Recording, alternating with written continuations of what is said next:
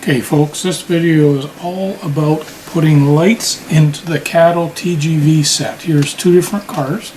I'm going to show you both cars. Here's the Kato 11 to 12 light set. Show you how I do the prep work on that and show you what I do here. I've done the other cars. It did take me a little bit to figure out. This is probably the most difficult light install that I've done on any of my Kato cars or any other light installs that I've done. So if you can get them pre-installed, that's a good idea. I'll need two of these guys. I'll pour out the rest of the items here. Put the rest of these back in. I need two of the light emitting diode units here. 1, 2, 3. Put one back. There you go.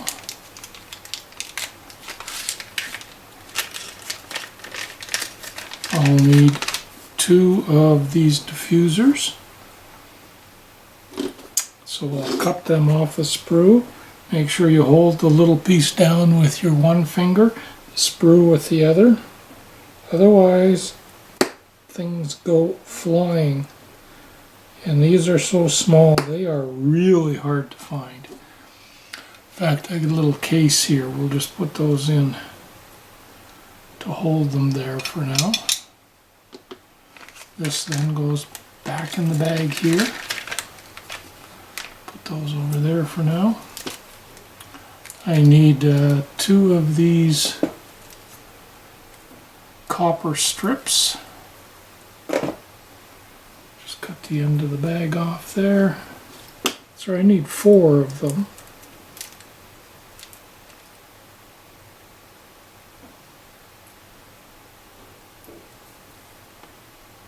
One, 2, 3, 4. Kato gives you exactly the right number of everything, so don't lose anything. We'll bundle this back up, put it back in the box for some more light installs later. We'll take these copper strips, put them in a little box here as well. I'm going to prepare these lights in advance. This next step is optional, you don't have to do it.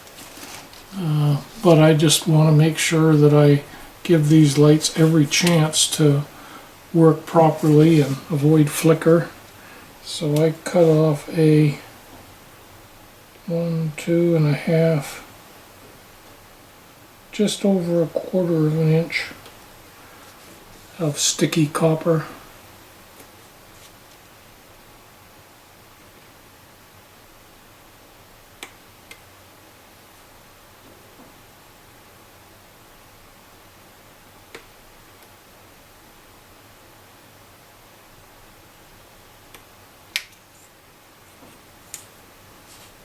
Again, this is purely optional, but I'll show you what I do with it.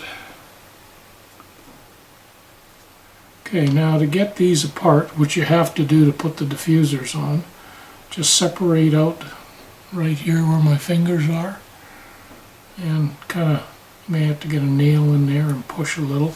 There, we'll zoom in a little bit more.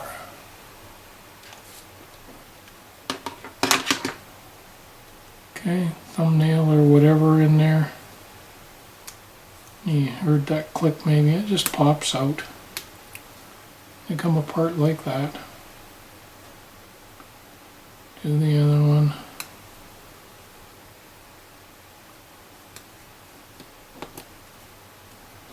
Okay, now what I do is I take this copper strip and I put it on the face of this guy.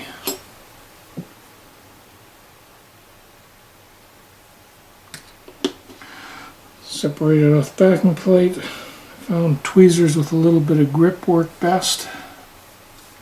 and then it just goes in here like this.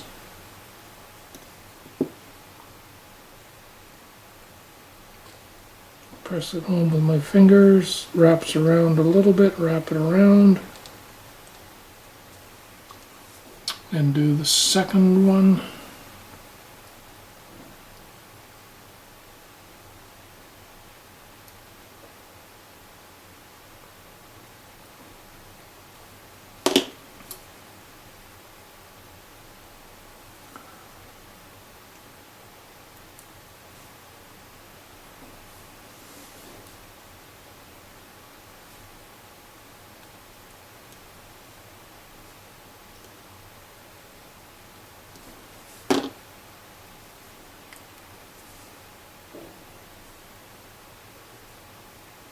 Just tuck that all the way around. I use tweezers to help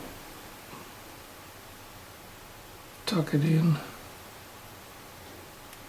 Now the reason I put this little copper strip on is because these two pins need to pick up current, and this way I have a broad copper base there for them to pick up current on.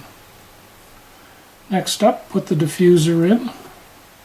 So we'll grab one of the diffusers, and you'll see how it goes. It has a little lip on it. It only fits one way. Once I have it seated in there, I use these two fingers to hold that in place.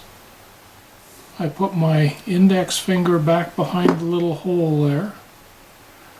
Pick up this guy, and there's a little tab. I push the little tab into the little hole and then push it down. And if everything goes right, it will just all snap together. Make sure it's all together. For these guys, I bend these little tabs in just a little. So hopefully now you can see the little tab, the copper with the little tab in front there and the diffuser there. So that's one prepared. Now we'll prepare the next one. Same way.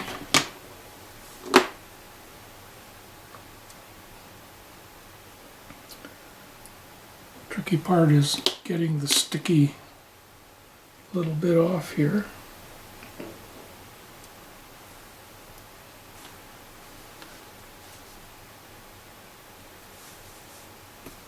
Yeah, I don't worry about being precise on this at all. I just want that tab covered. Because as you'll see, that little metal pin goes against the copper strip, and sometimes the copper strip likes to fall off to the side of the pin, and that could cause a bad connection. This way, if it does, the copper will still conduct.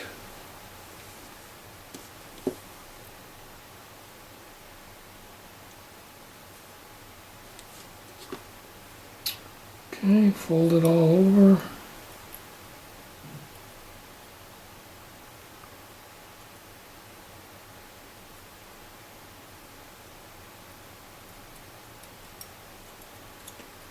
I'm going to show you the real secret to making it run well. Okay, so now that I've got the copper in, I'm going to put the diffuser in.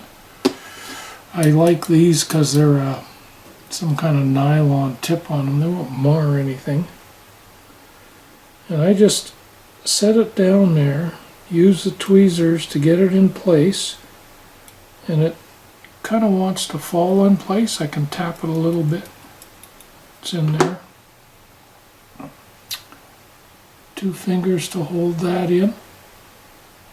1 finger back there.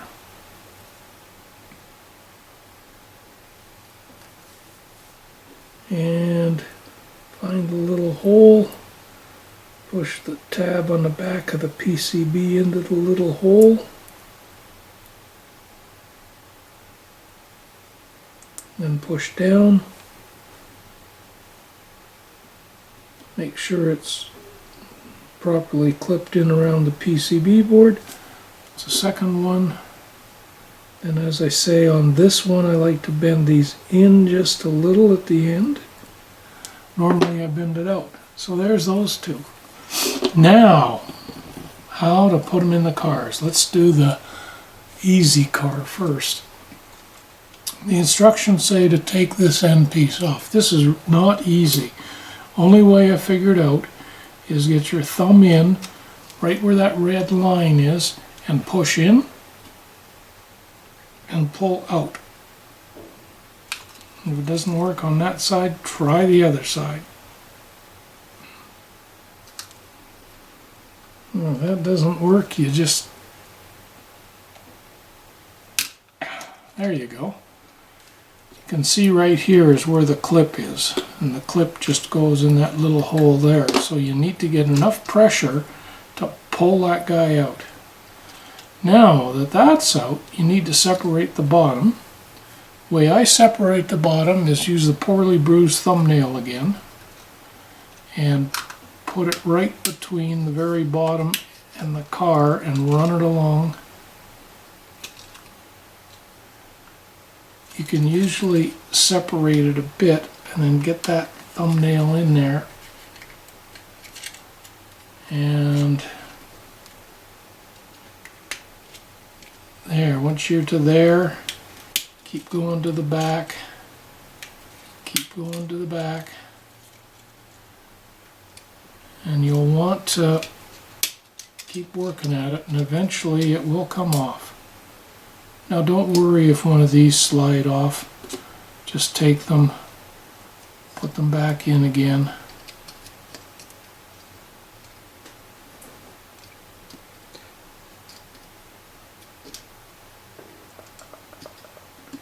Got to line up properly.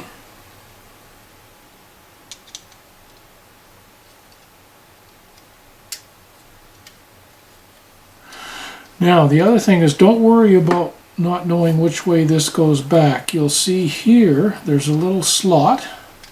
There's no slot. Here there's a bit of a pin coming back, and there's none. So that slot goes over that pin. The next thing they want you to do is put the copper strips in. Well, unlike every install that I normally do, these have to be bent. And you bend them right at the hole, the most forward hole, right in the halfway point.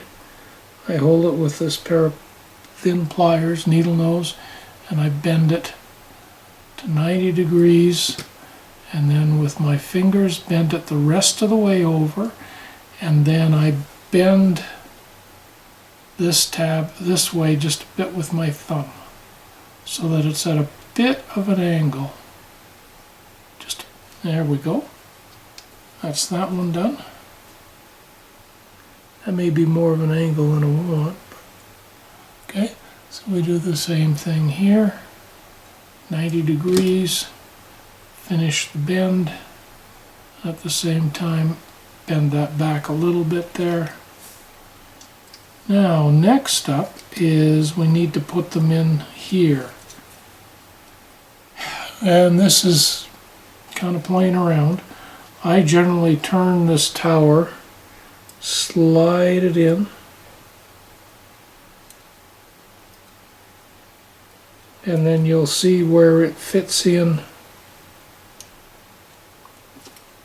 right in here.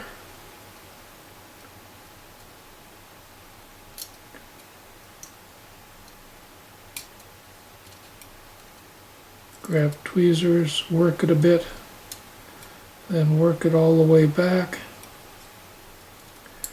Look underneath, and I've got it in wrong. The copper pickups from the tower, you should be able to see the copper. You won't be able to see in the video, but the copper pickups from the tower should be underneath these guys. So when I slide it in, Should be able to just do that. Yep, I can see this time it's in right. And everything goes in a lot easier when you do that.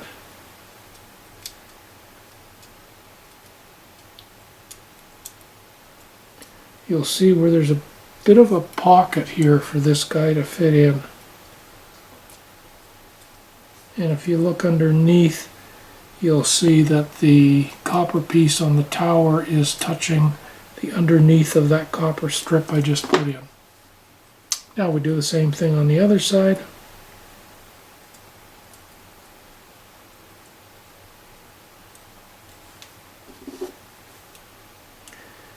Yeah, I notice I bent this at a bit of a weird angle, so I'm going to straighten this out. There, that's better. So back to sliding this in. And use the tweezers to seat this home.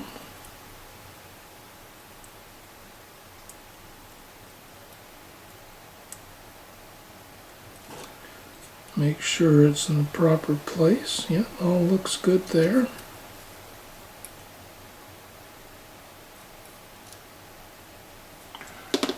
Okay, now this light has to go in, and it can be persnickety, so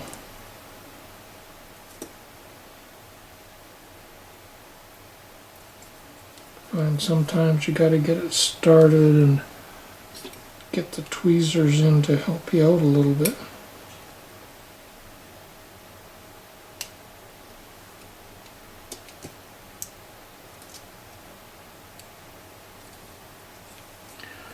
There, once it's in, I like to bring it up a little. I don't like it too low. Now we make sure that the copper contacts are right on the pins and not beside them.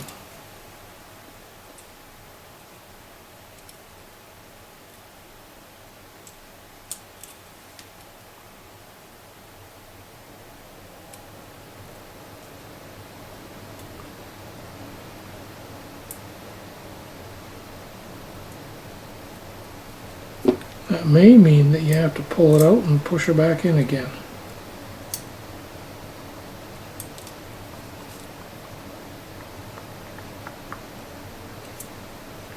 So this is, one of the fiddly bits.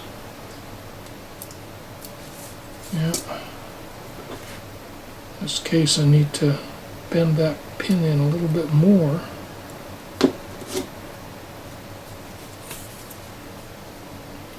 Take your time.